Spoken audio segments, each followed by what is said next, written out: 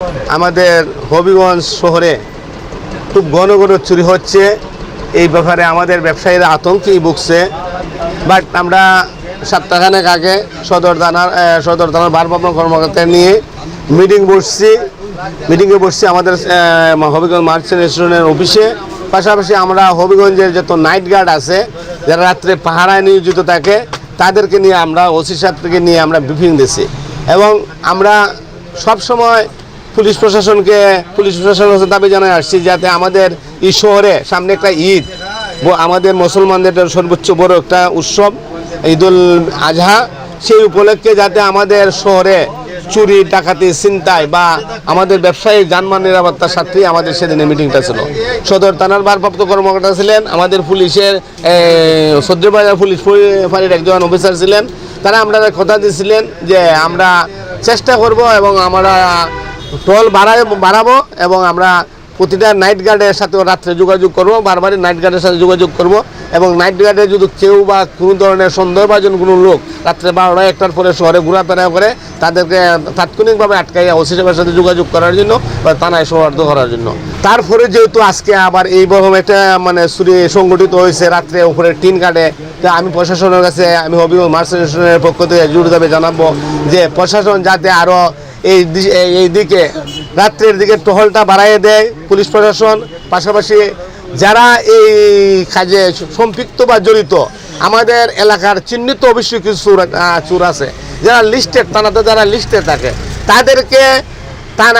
তাদেরকে ধরে বর্তমানে কারা জড়িত আছে তাদেরকে ধরলেই কিন্তু তথ্যটা বাড়িয়ে আসবো। তাই আমি পুলিশ প্রশাসনের কাছে আবারও জোর দাবি জানাচ্ছি যারা চিহ্নিত চোর ডাকাত আমাদের এই হবিগঞ্জের আশেপাশে বিভিন্ন এলাকায় ছড়াই ছিটে আছে, হবিগঞ্জ সদর মডেল থানায় তাদের লিস্ট আছে, তাদেরকে ধরে আইনের আওতায় নিয়ে আমাদের এই ব্যবসায়ীদের জানমালের স্বার্থের রক্ষার্থে আমাদের চুরি ডাকাতি ছিনতাই বন্ধের দাবিতে আমরা মার্চেন্টের পক্ষ থেকে জোর দাবি জানাচ্ছি। গত 15 দিনের ভিতরে এই দিন ঘটছে 5টা দোকানে, আজকে ঘটল 2টা দোকানে। এই ঘটনার 7-8টা ঘটনা ঘটছে। যে ঘটনাটাই ঘটছে কিন্তু আসলে আমরা নাইট গার্ডও দুষতে পারি না, কারণ হলো এগুলো এমন একটা জায়গায় ঢুকে পিছনে সামনে থেকে পেছনে যাওয়ার কোনো রাস্তা নাই। যেহেতু রাস্তা নাই, নাইট গার্ডের সামনে থাকে, পিছন দেখার মতন কোনো ক্ষমতা নেই। এরা যে আজকে আমরা যে স্পটটা দেখলাম যে ঘরে চুরিটা হয়েছে, যেদিকে চোরটা ঢুকছে সেই দিকে যাওয়ার মতন কোনো জনসাধারণ বা নাইট গার্ড বা পুলিশ যাওয়ার মতন কোনো রাস্তা নাই। তারপরেও আমরা পুলিশ প্রশাসনকে চাপ দিছি এবং আমাদের নাইট গার্ডদেরকে চাপ দিছি।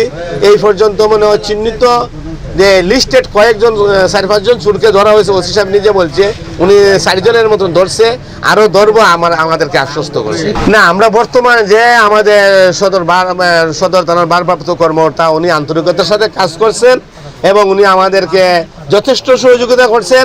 আসলে উনার তৎপরতা, উনাকে আমি রাত্রি দেখছি, এমন কোনো রাত নাই তেন 12টার পরে নিজে টহলে বারোয়, পাশাপাশি উনার পুলিশ প্রশাসনকে টহল জোরদার করার জন্য বারবার তাগিদ দেয়।